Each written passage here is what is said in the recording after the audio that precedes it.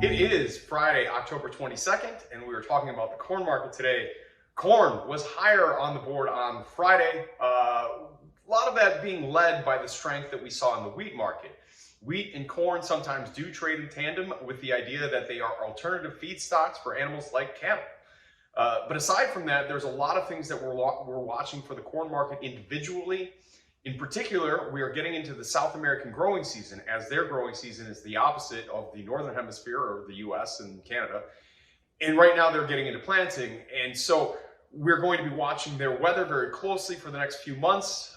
It is sort of important that South America has a good crop because the US domestic balance sheet is really rather tight after some concerns or weather issues that we had last year, a lot of demand that we saw last year. So if there are any hiccups with the South American weather and any hiccups with the South American crop, that could cause a rather tight global balance sheet and really rather tight global corn stocks. So that's something that the trade will be following very closely.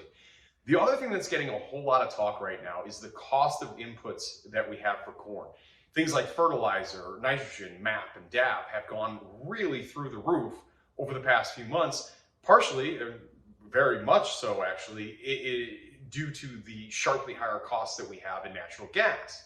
So if these input costs stay really relatively high, does that mean that South America produces less corn? Does it mean that we'll produce less corn for our next growing season?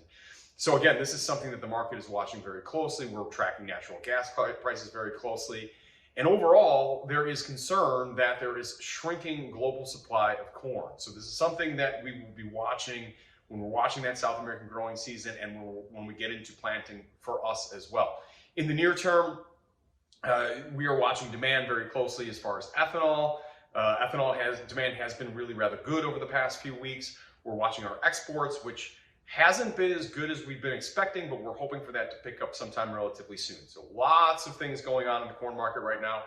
Lots of things to keep an eye on both the supply and the demand side of the equation.